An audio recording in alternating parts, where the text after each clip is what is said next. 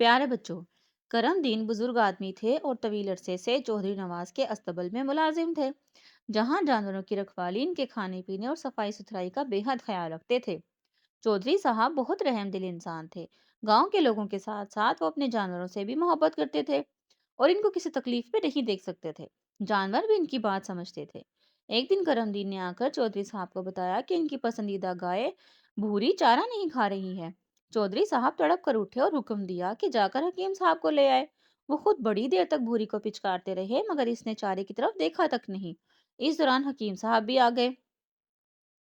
उन्होंने भूरी का मुकम्मल मुआयना किया और बताया कि वो बिल्कुल ठीक है। न जाने क्या वजह हुई है।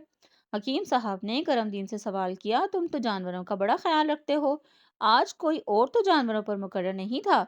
करमदीन ने कहा, जी हाँ हकीम साहब, आप बिल्कुल ठीक कह रहे हैं। आज मुझे जानवरों का चारा लेने मंडी जाना था। मैंने दूसरे मुलाजिम मुराद से जानवरों का ख्याल रखने को कहा था। हकीम साहब ने फौरन मुराद को बुलाया और इससे पूछा, तुम जानवरों की देखभाल किस तरह करते हो?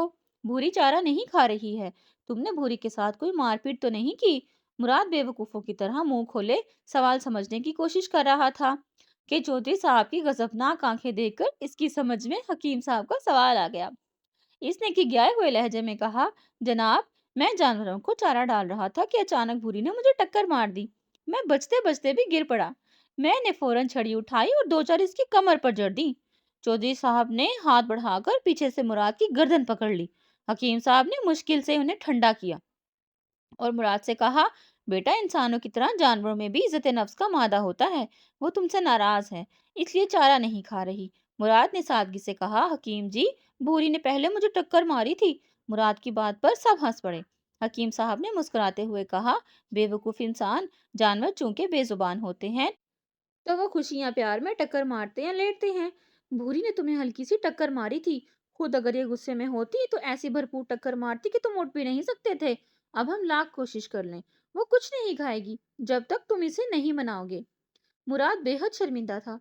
इसने चौधरी साहब से माजरत की और भूरी को प्यार करने लगा। भूरी ने अचानक गर्दन घुमाई। मुराद उछलकर पीछे हट गया। सब हंस पड़े और भूरी ने चारा खाना शुरू कर दिया।